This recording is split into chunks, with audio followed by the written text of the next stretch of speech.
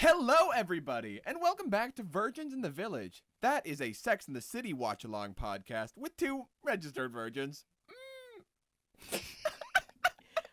All right, that was more energy than I've ever seen anyone bring to the table. Well, who are you? Well, yeah, so I'm Alex Pittner. I'm here for the sex. And I'm Hayden Hartrick. I'm here for the gosh dang city. Hayden was borderline asleep 2 seconds ago. I am shocked. It's that theater blood, baby. You're a lizard man. I'm a lizard man. I'm a lizard man. I'm a lizard man, and I live in this I live in the lizard caves. In the lizard caves is where I watch TV, like Sex and the City, Season 1, Episode 4. Episode 4? What's Season 1, Episode 4. That name is called, let me think. It's called Valley of the 20-something guys. You did need to think. I did. You Because I did keep need thinking of my super cool creative title, and that's all I think of the episode is. Okay. Now. By the way, I do the titles. We both do. I do this title. I do this title. You did this title. I did this title, and What I'm the very fuck proud of was it. that? Do we need to squash some beef? Before, No. Before we get in the episode. I meant I do this title. Before the episode, I think we should get down to the important things. Hayden, Uh-huh. do you think that I steal? No. Are you good? We good? I don't think so. Alright. Not anymore. I don't think that you steal. I'm very proud of Valley of the 20-Sided Die. And you should be. It's really fun. I really liked it. I don't want to brag about it. If we want to get to like what's real, then we can talk about this episode. We can talk about this episode. I actually am very confused. Alex, what happens in this gosh dang episode? This episode begins with a montage of Carrie and Mr. Big running into each other by coincidences in a bunch of different places. They decide to meet up on purpose, and Carrie isn't sure if it's a date or not. The girls all go to a club where Carrie meets a 20-year-old guy named Sam. Carrie and Sam kiss, and they start seeing each other explicitly for the sake of kissing. Later, Carrie goes to dinner with Mr. Big, but Mr. Big brought a friend, so Carrie leaves. Meanwhile, Charlotte has a new boyfriend who wants to have anal sex. This leads to a scene where the girls talk about anal sex in a cab, and eventually it ends with Charlotte refusing to have anal sex. Carrie eventually has sex with Sam, and upon waking up in his real shitty college dorm-esque apartment, she leaves disgusted. On her way home, Carrie runs into Mr. Big outside a restaurant, and they make plans to do something together. Just the two of them. They will make it probably just the two of them. They're gonna get together and then break up and then get together and then break up probably like 4 or 5 times over the course of the show. I kinda hope that Samantha and Mr. Big go on a date to Chuck E. Cheese. That would be cool. In Chuck E. Cheese, In they Chuck would E. play Cheese. that big one where they pull it and it's bass and the spin And wheel. it's bass? It's bass. And it's a bass comes It's out? the bass one where they spin the wheel and there's a little tiny thing that says 1,000 tickets. Oh! Yeah, I thought that's what their episode. That's my episode. That is It's going to take entirely place in the Chuck E. Cheese. The Chuck E. Cheese in Arlington, Texas. Hey, did you like this episode? Not really. Yeah, I thought it was just okay. It was really boring. I I'll was be not- honest. Yeah, I My- was not here for this episode. My notes are maybe a quarter of a page. Don't get me wrong, like Michael Patrick King. Was this another King episode? This was an episode that was written by Michael Patrick King. I was not feeling this episode. I wasn't either, I tell you what. Yeah. With that said, Hayden, we committed a grievous sin. And that sin was last episode. We did not say who we were. So let's take that, rewind it back. Wow. I got a booty and I make it go clap, baby. Hayden, who were you last week? Oh, last week. I think I was that one guy. Super Bowl guy. Yeah, me too. Super Bowl guy, the one that his friend left him. He's the one I like. Not like my friends are leaving me, right? Like I'm not like I'm not having friends leave. Yeah. But I felt like I related to the situation he was in. And Yeah. I related most to his. Maybe not. It's not that it's happening in my life right now, Yeah. but it's just that I relate to the fear of that happening. I really respect you saying that you're going to be an interstitial character. I think that is a very interesting take. I'm just going to say that I am Miranda's shoes. That's who I felt like last episode. You know what? I see it. Yeah. I really see it. Yeah. You being two bodies that are kind of like you have like feet inside of you right now. Yeah. It was really weird. Yeah. Really weird when you came into my home and Yeah. you had feet inside of you. Yeah.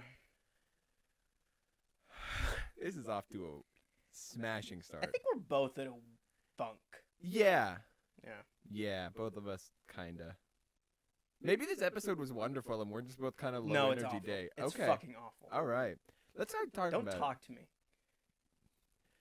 I'm sorry, don't fucking talk to me. it. Okay, everybody. I'm sorry, so- I'm platinum ranked in Duel Links. Are you? No, I didn't fucking think so. I didn't fucking think so. Do you want to fucking talk to me? Do you Yes, want to? I do. Fuck, damn it. I was really banking on you saying no. Y'all. Y'all, It's a bad one. Charlotte Do you want to? Charlotte's dating Commander Hawthorne from WandaVision. That's the She actor. is. Yeah, the guy, the She totally is. anal sex guy. And I read Charlotte's finally getting some character traits. All right? She likes people who are hot, rich, and good-mannered.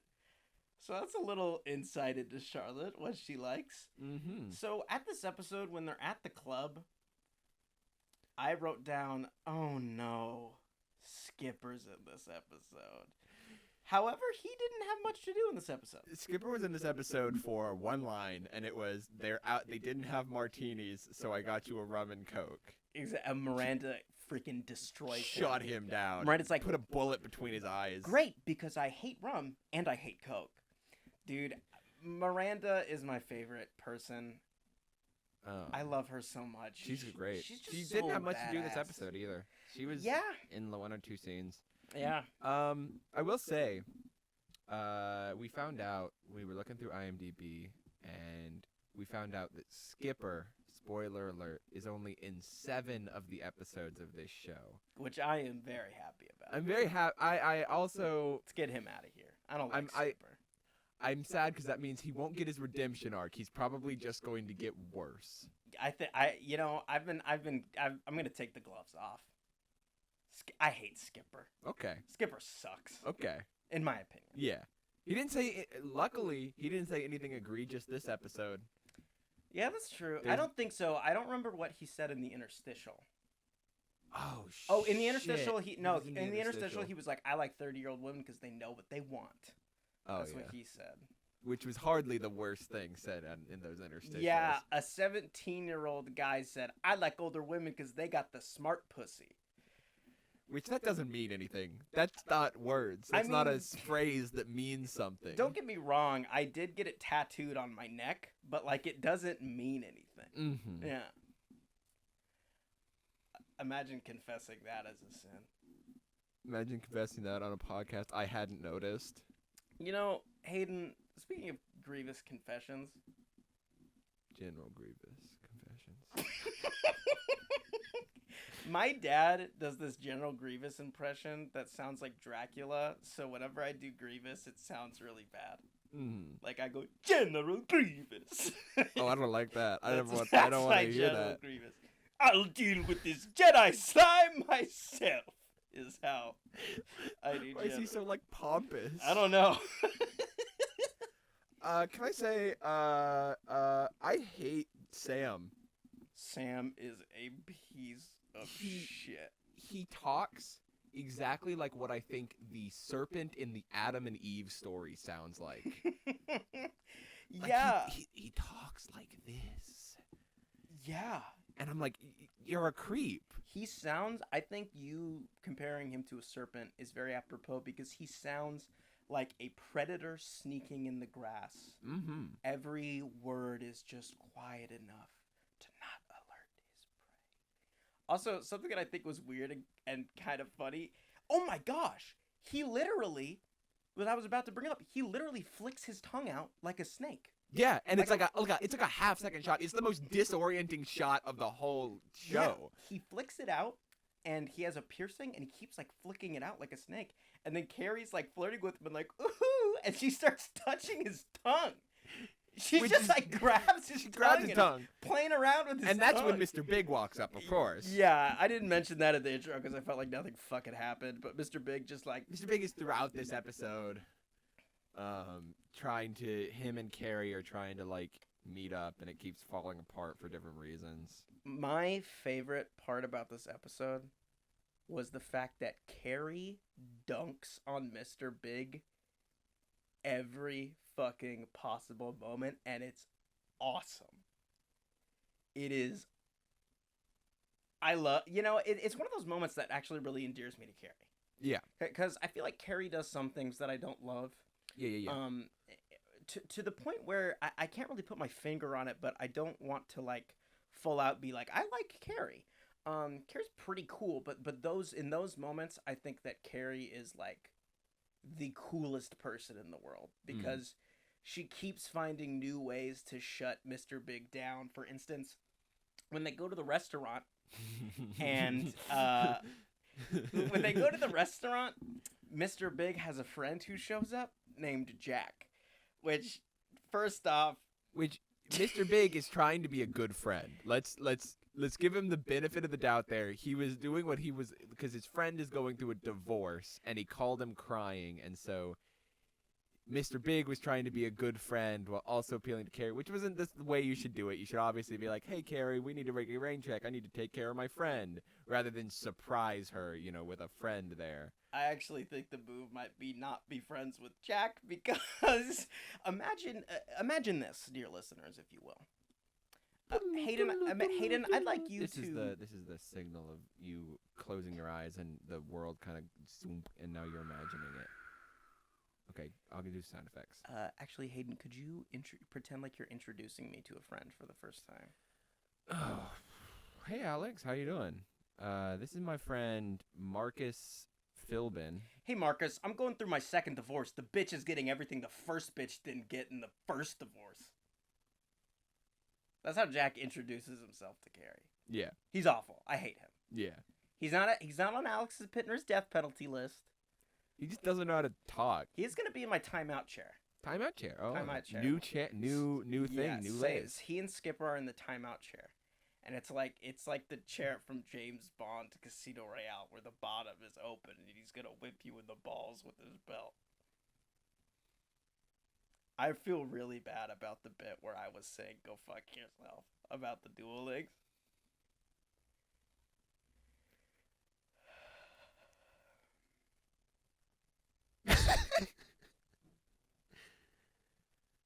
This episode was bland. I didn't like yeah, this episode. There's so much not happening. Yeah. They dunk on Rudy Giuliani, which is always fun. They do. They say some joke about Giuliani. I can't remember it, about having somebody removed along with the homeless. So like, fuck Rudy Giuliani, right? Also, I'm just gonna go through Carrie's dunks. When Carrie leaves the dinner with Jack, she's like, all right, next round's on me.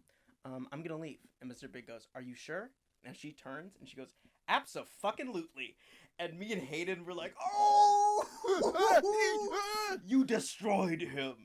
And then later, she's walking by and she sees Mr. Big at a restaurant, and Mr. Big's like, oh my goodness, Carrie, is that you? And she goes, Hinge.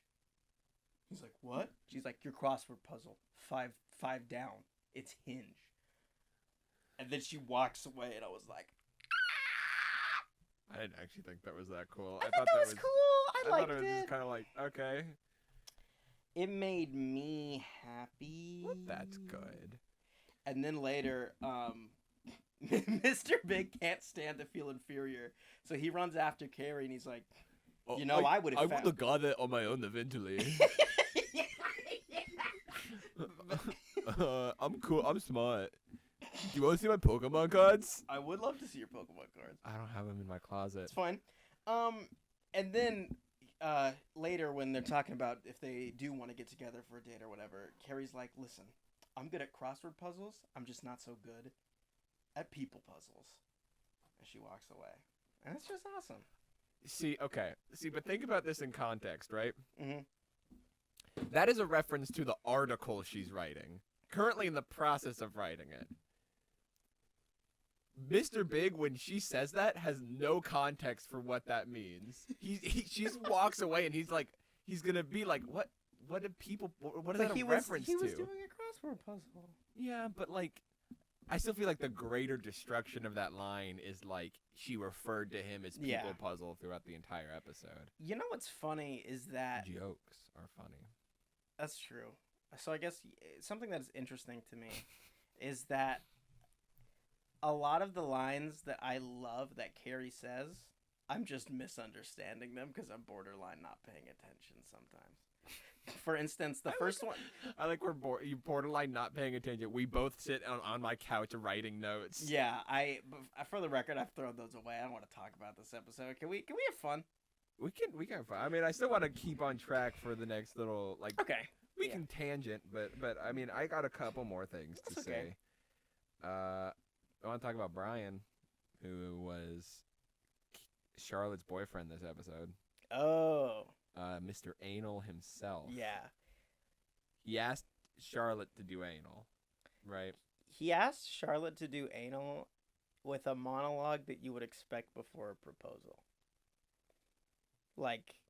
Yeah, because like Carrie's talking to Charlotte on the phone, and she's like, he asked me something weird, and she's like, oh, what did he ask you? And it's played up for a second, and then it cuts to the big group scene for this episode, which was all of them in the cab, and Carrie's like, well, wording is really important. What exactly did he say? She's like, oh, he said, oh, I really like you, and we've been seeing each other for a while now, and I want to have anal sex. Yeah. And so there's the whole group scene we got for this one, which was kind of, I felt like a lackluster group scene, was them picking up each one. The final line was fun, but I feel like the scene as a whole was each of them being picked up and put in a cab and then discussing their views on anal sex.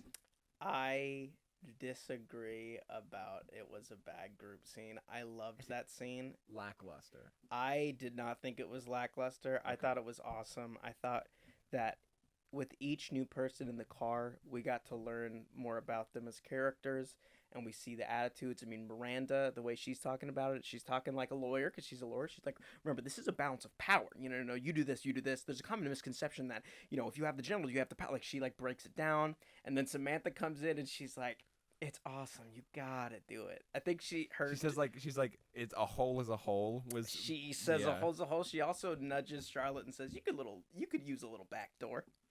A little bit of backdoor. I really liked the scene. I thought it was cute seeing. I love just watching them all hang out and have a good time. I really buy the chemistry. I really buy the friendship, and it's something about the show that makes me happy, and it's the main thing that keeps me watching the show. Yeah. I just don't think it compares to the other group scenes we've gotten. That's fair. I like the other group scenes a lot more. Yeah. But later on, when Charlotte finally is like, don't double mic me. I didn't. That's going to sound terrible. I didn't.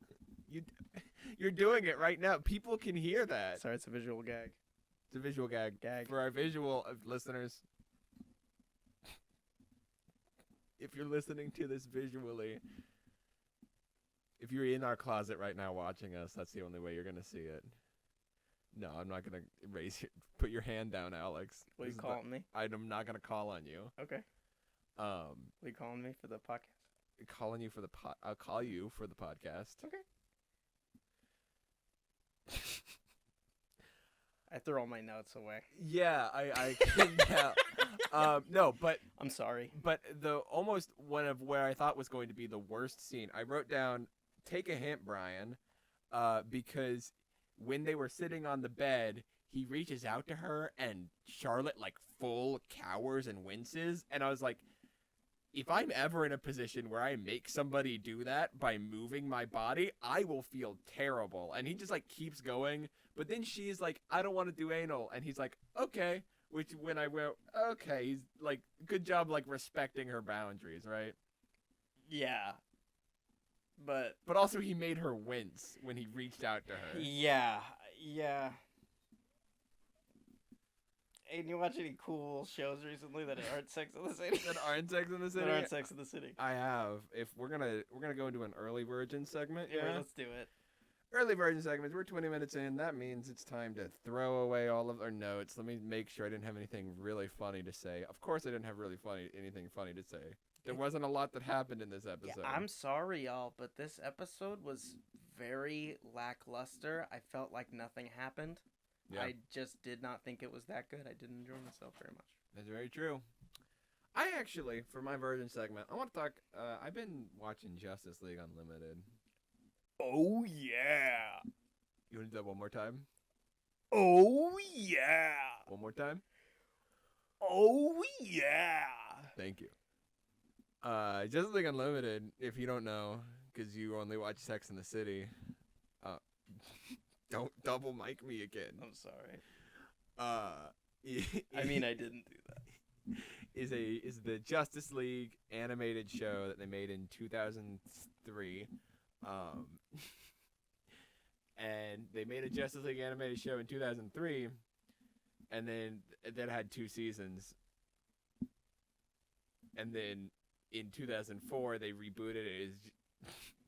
I'm sorry, y'all. I'm trying to make Hayden laugh with visual gags. I feel like I'm actively ruining this podcast. And I don't want this podcast to be a podcast where we talk about how bad the podcast is, but I feel like I'm ruining this one. I'm sorry, guys. I'm in a funk.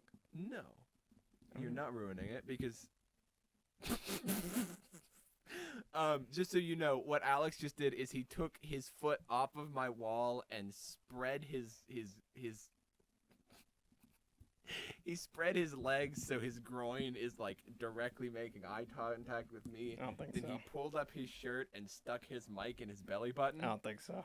I don't think we're ruining it. I think this is just a funk episode. Our podcast right now is reflecting the state of the episode we just watched. Think about that. It's bad.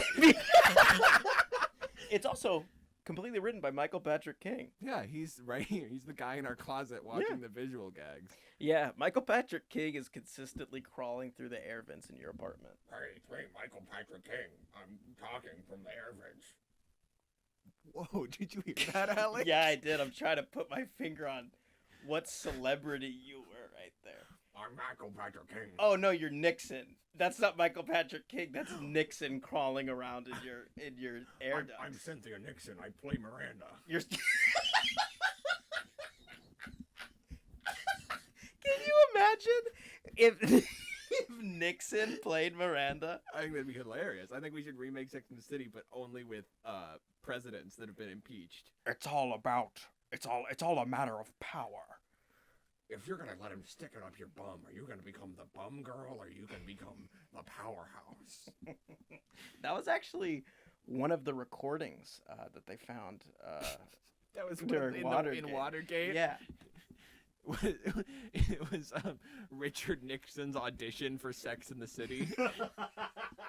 he was like, if I can't be Mr. Big, what's the point? I'll be Miranda. You can't tell me, no, I'm the president of the United States. Nixon definitely tried to audition for Mr. Big. Oh, definitely. Yeah. Just so you know, I've never heard Robert Nixon talk. Dick Nixon, Richard Nixon. This episode's weird. I don't want to talk about it anymore. You don't want to talk about the... No, I was talking this episode. Weird. We're in a weird... I'm just...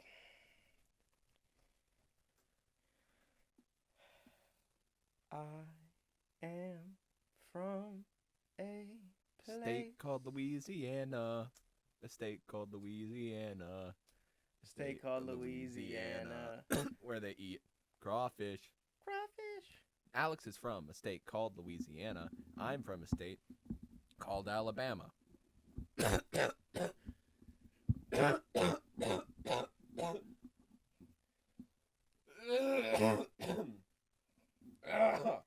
Y'all, I just watched Richard Nixon crawl out of Hayden's mouth. He was choking on Mr. Nixon, I swear to shit.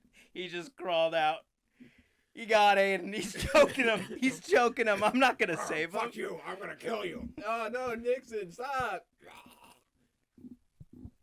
All right, Alex. We're going to continue the podcast, you and me. All right, Nixon. All right, I'm Richard Nixon. Yeah.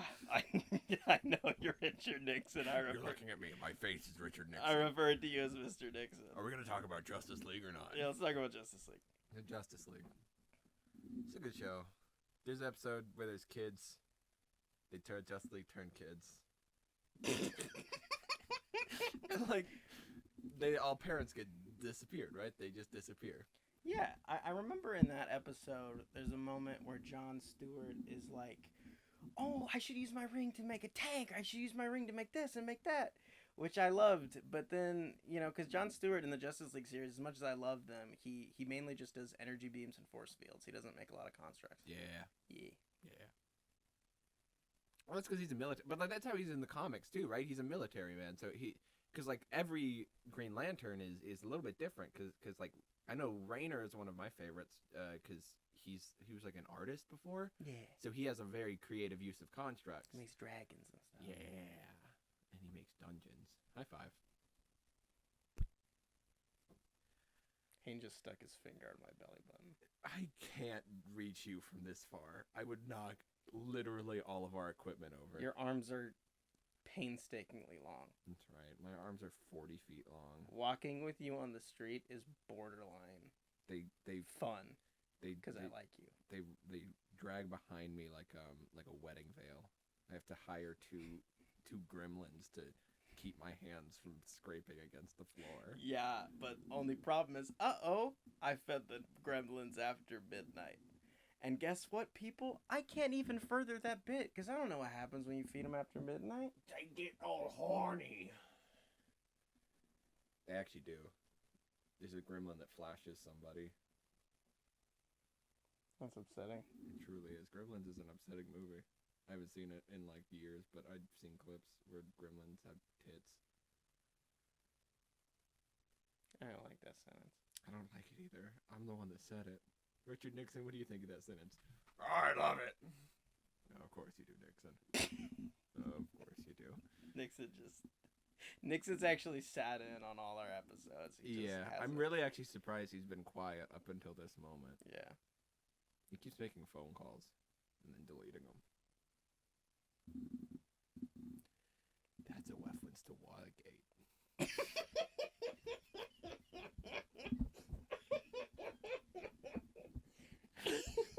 Today we're gonna learn about Watergate.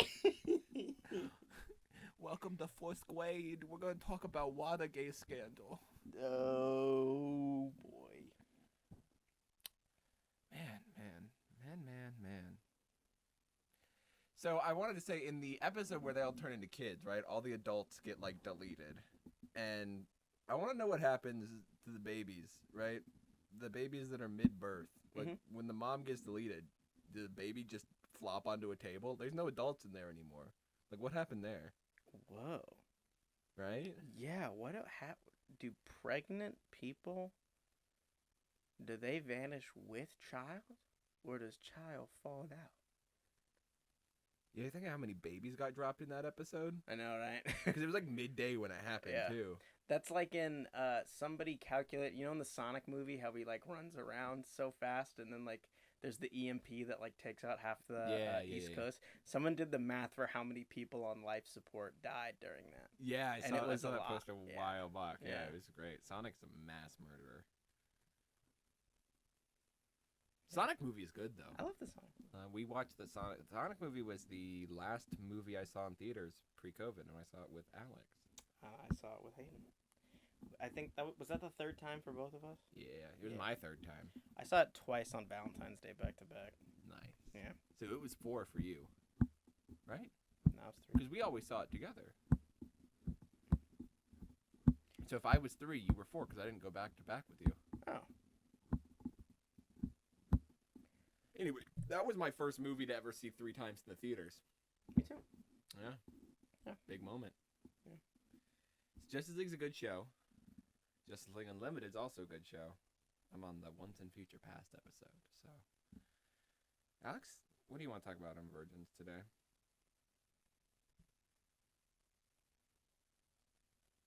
You want to talk about Yu-Gi-Oh? You want to talk about Yu-Gi-Oh? Can we talk about Yu-Gi-Oh? Yeah, I can please? talk. I can try to talk about Yu-Gi-Oh. I can go from my year I spent on Duel Links. Recently, I finished the Yu-Gi-Oh anime, Whoa. and I thought that the ending was very, very beautiful, and I thought the final duel was really fun. And then yesterday I started Dark Side of Dimensions, which is a movie that, continues with Kaiba and Joey and Yugi, of course. And from what I saw, I really liked it.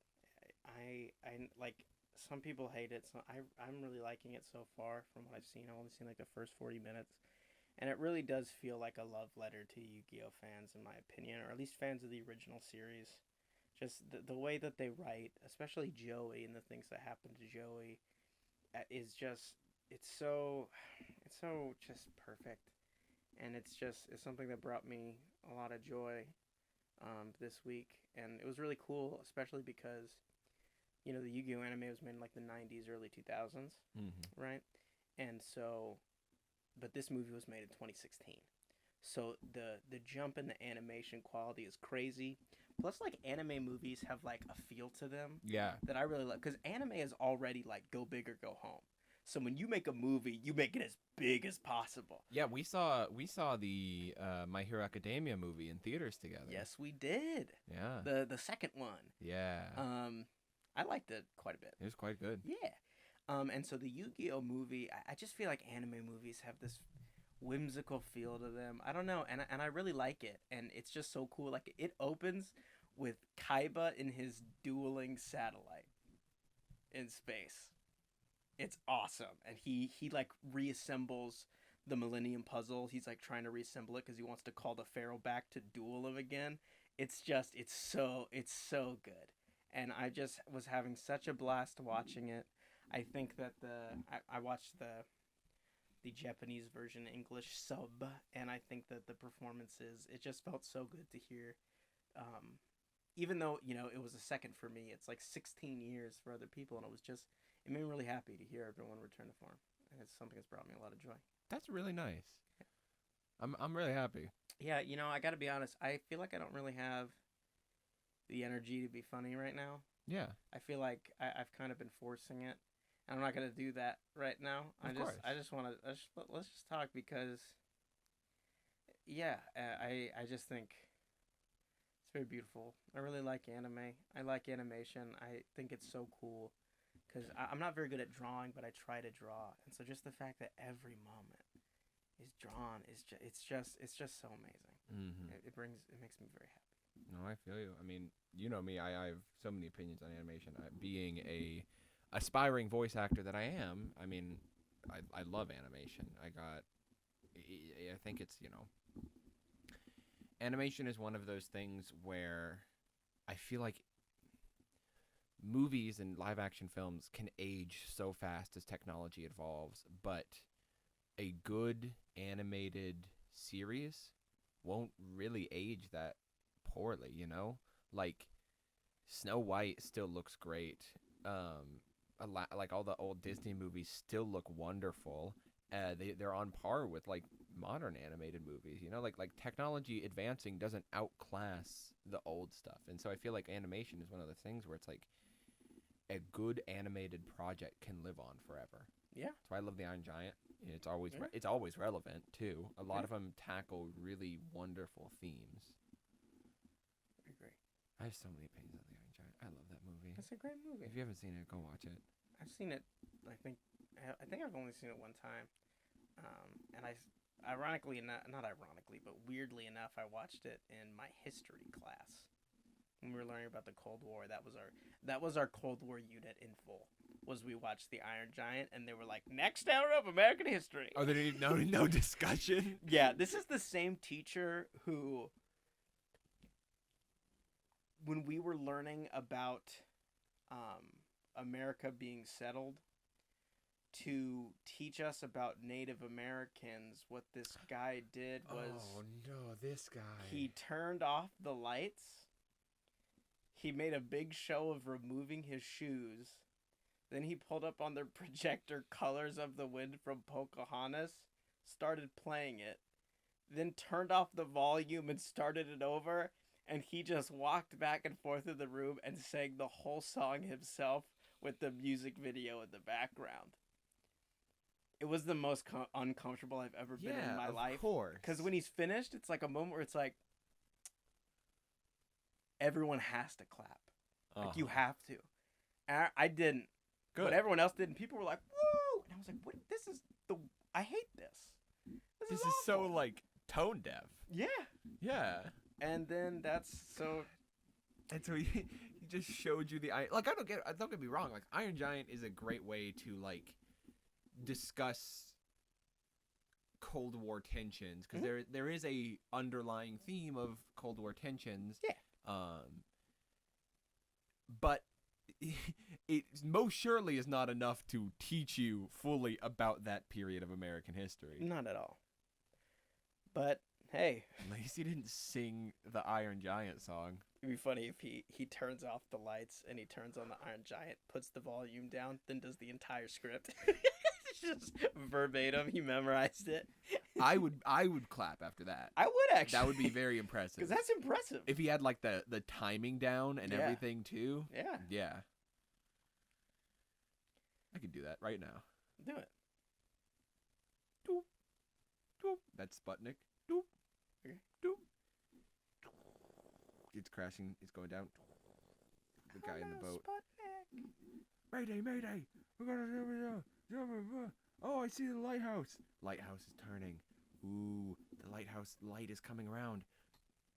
But it's not just one lighthouse light. It's two lighthouse lights. Boo. Boo. Boo. It's a giant. It's an iron giant. And he...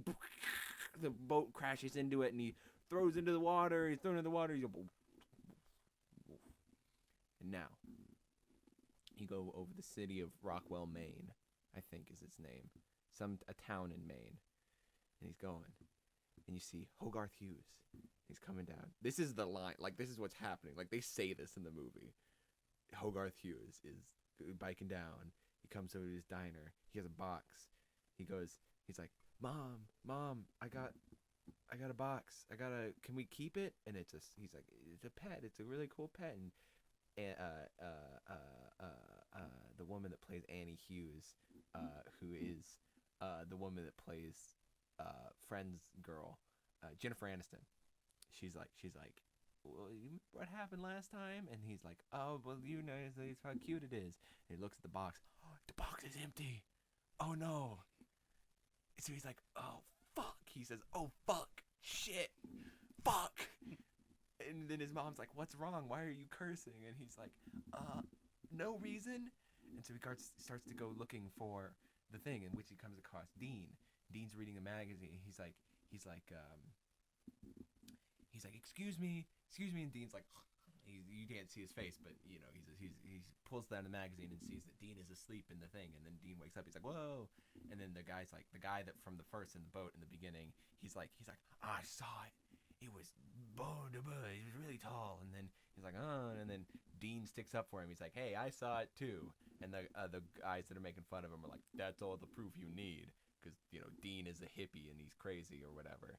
And then everyone laughs. And then Hogarth is like, I believe you. It's a Sputnik or something. And he's like, I'm just sticking up for those guys. 'Cause if we don't stick up for those guys, who will? And then he's like, oh, cool. And then the squirrel goes up Dean's pants, and Dean is like, clenches his teeth, like, hey, buddy, I think I found your pet. And he's like, oh, really? Where is it? And Dean is like, it's up my pants. And he's like scratching, and Annie Hughes comes in. She's like, is my son bothering you? And Dean is like, nope, he's great. All still clenched teeth because there's a squirrel in his pants, like that Phineas and Ferb song. And then he stands up, and then he turns around to the diner, and he says, I just want to apologize for this. And he unbuttons his pants and opens up his pants, and a squirrel comes flying out and causes chaos in the diner. And then the whole rest of the movie happens. I just got an email from Paramount, and it's a cease and desist. You did that so well that you brought the visuals to life better than they ever could with animation. And And all of now my we're impressions were spot on, They too. were perfect. They were perfect. God damn it. Sorry, Mom. Oh yeah, for the record, we're not going to use the Lord's name in vain on this podcast at the request of Hayden's mother. Yes, so we're not gonna do that. We're gonna call each other on it, Mom. I'm sorry. I love your mom. Alex, you want to say anything to your mom? My mom is not going to listen to this, but Mom, you're my rock, and especially as I deal with my own mental health issues, you've always been there for me and always looked out for me. And I really appreciate it, and I'm sorry for the fact that I don't do enough, and a lot of times I'm very unresponsive. But you keep hanging in there with me, and I really appreciate it. We can clip that and just send that to your mom. Yeah, I think so. I'm Richard Nixon still. Actually, I think we should send to my mom. I have a Blue Eyes deck in Yu-Gi-Oh! Duel Links, and I went 23-0. So, not ranked on casual. I went 0-23. I played you I dueled Hayden every time. Alex gave me one Pokemon card, so I just kept getting disqualified. Yeah, I was like, Hayden, let's duel, and I pulled out my fucking Ancient Gear meta deck, and I gave Hayden a fucking Charmeleon, just said, let's duel, and I kicked his ass. It was quite wild. I did not know what I was doing. I have been playing a lot of Duel Links, and I've been having so much fun. Yeah? Yeah. I know, you talk about it a lot. Yeah, I had to quit it for a while, because I had to go cold turkey, because I had no self-control. Oh, of course. And that is the case once again.